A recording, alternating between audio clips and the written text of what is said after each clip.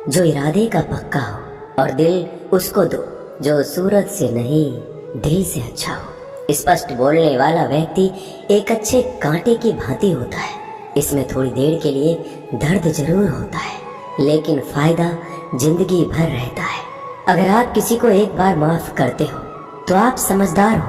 अगर आप उस व्यक्ति को दूसरी बार भी माफ करते हो तो बहुत ही नरम दिल हो। लेकिन आप उस व्यक्ति को तीसरी बार माफ करते हो तो आप दुनिया के सबसे बड़े बेवकूफ हो। जीवन की सबसे महंगी चीज है आपका वर्तमान, जो एक बार चला जाए तो फिर पूरी दुनिया की संपत्ति देकर भी उसे हम खरीद नहीं सकते। हमें हमारे विचार ही बनाते हैं, इसलिए शब्दों पर नहीं अपनी सोच पर ध्यान दो। विचार हमेशा जिंदा रहते हैं। धरती पर जिस प्रकार मौसम में बदलाव आता है, उसी प्रकार जीवन में सुख दुख आता जाता रहता है। बुराई तो तुम्हें हजारों की भीड़ में भी ढूंढ लेगी, ठीक उसी प्रकार जैसे गायों की झुंड में बछड़ा अपनी माँ को ढूंढ लेता है। परंतु जो बंसी वाले को दिल से मानता है, वह बुराई में भी अच्छाई को ढूंढ लेता है। ज्यादा हंसने और बोलने वाला व्यक्ति अगर चुप हो जाए तो समझ लेना चाहिए कि वह भीतर से टूट चुका है। कभी भी स्वयं पर घमंड मत करना। पत्थर भी भारी होकर पानी में अपना वजूद खो देता है। अगर ईश्वर तुम्हें ज्यादा प्रतीक्षा करवा रहे हैं तो हो सकता है जितना तुमने मांगा है उससे वो कहीं ज्यादा देने वाले हैं। अरे गुजर जाएगा ये दौर भी, जरा सब्र तो कर। खुशियां ही नहीं रुकी तो गम की क्या औकात है। जब मन परेशान हो तब कुछ मत किया करो, बस आंखें बंद कर श्री कृष्ण का नाम लिया करो। बुद्धि से पैसा कमाया जा सकता है, परंतु पैसे से बुद्धि नहीं खरीदी जा सकती। सब अपना सा लगता है। सिर्फ बातों से औरों के लिए जीते थे तो किसी को शिकायत नहीं थी। थोड़ा सा अपने लिए क्या सोचा, जमाना दुश्मन बन गया। जिंदगी का तजुर्बा कि छोटा आदमी बड़े मौके पर काम आ सकता है और बड़ा आदमी छोटी सी बात पर औकात दिखा देता है।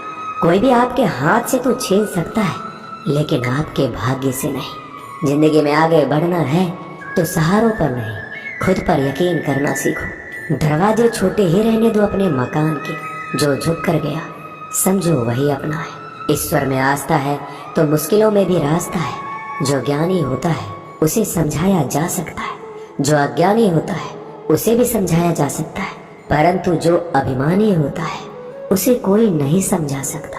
उसे सिर्फ वक्त ही समझाता है। अरे कैसे करो भरोसा गैरों के प्यार पर। आजकल तो अपने ही मजा लेते हैं अपनों की हार पर। जब बात जरूरत की हो तो जुबान सबकी मीठी हो जाती है। जितने सच्चे रहोगे उतने ही अकेले रहोगे। जब भी जिंदगी आपको रुला दे तो समझ लेना जिंदगी आपको रुला नहीं रही, आपको सिखा रही है। मतलब की बात तो सब समझ लेते हैं, लेकिन बात का मतलब बहुत ही कम लोग समझ पाते हैं। किसी पर ज्यादा नाराज होने से बेहतर है कि अपने जीवन में उसकी अहमियत कम कर दो। सब कुछ जानते हुए भी अगर आप गलत को गलत नहीं कह सकते तो आप अपने हक के लिए भी नहीं लड़ सकते। खुश रहना चाहिए, बाकी तो सब चलता रहेगा। कोई भी अपना बिछड़ता रहेगा तो कोई पराया मिलता रहेगा। कोई भी रिश्तेदारी एक हिस्सेदारी से नहीं, दोनों की भागीदारी से चलता है। जो इंसान आपके दुख में अपनी खुशी भूल जाए, उस इंसान से ज्यादा आपका अपना कोई नहीं हो सकता। जिंदगी में धीरे चलकर कभी भी नहीं रुके तो यकीन मानिए आप सबसे तेज चल रहे हैं।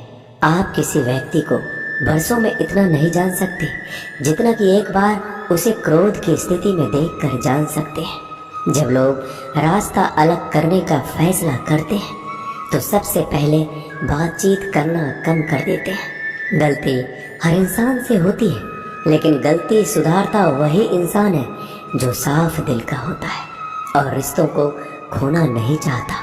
क्रोध बुरा होता है, लेकिन जहाँ जरूरत है वहाँ दिखाना भी चाहिए, नहीं तो गलत करने वालों को एहसास ही नहीं होगा कि वो गलत कर रहा है और वो आपके साथ हमेशा वैसा ही व्यवहार करता रहेगा।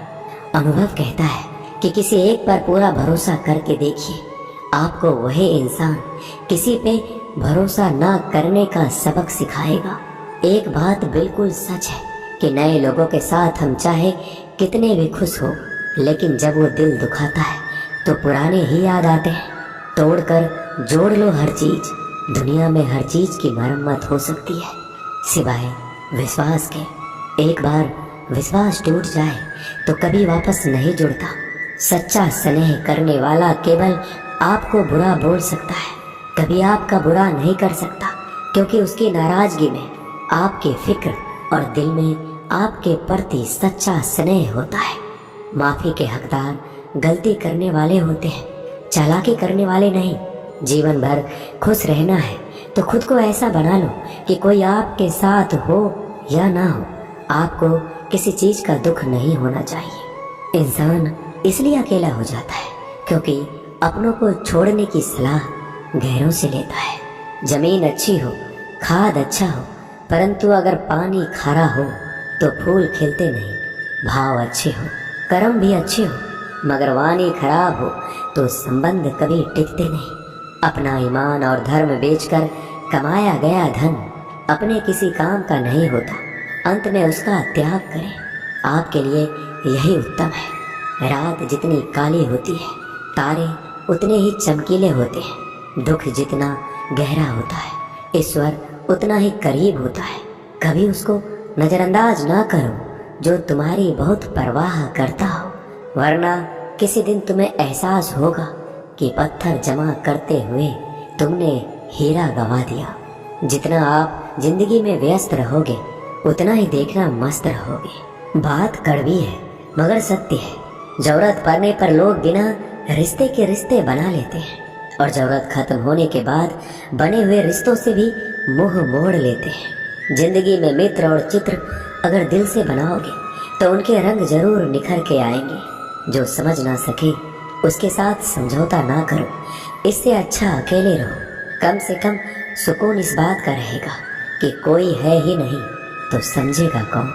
आजकल लोग दिल से दी हुई इज्जत से खुश नहीं होते, दिखावे की चापलूसी करने वालों से गर्व महसूस करते हैं। विश्वास करें परंतु माँ और ईश्वर के सिवा किसी पर नहीं। लुट जाने के बाद चाहे कसूर किसी का भी हो, रूठ जाने के बाद कसूर चाहे किसी का भी हो, बात वही शुरू करता है जो बेहद प्रेम करता है। भले ही जिंदगी में अकेले रह लेना, लेकिन जबरदस्ती किसी से रिश्ता निभाने की जिद मत करना। अगर आसमान वाले के साथ आपका रिश्ता अच्छा है तो जमीन वाले आपका कुछ नहीं बिगाड़ सकते। सांपों के दांत में, बिच्छू के डंक में और इंसान के मन में कितना जहर भरा है कोई नहीं बता सकता। इनसे हमेशा सावधान रहें।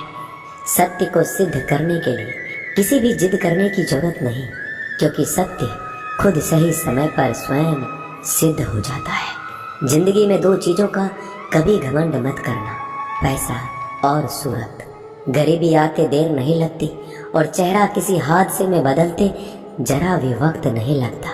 प्रेम से भरी हुई आंखें और श्रद्धा से झुका हुआ सर, सहयोग करते हुए हाथ, सन्मार्ग पर चलते हुए पैर और सत्य से जुड़ी हुई जीभ ईश्वर की पसंदीदा चीजें हैं।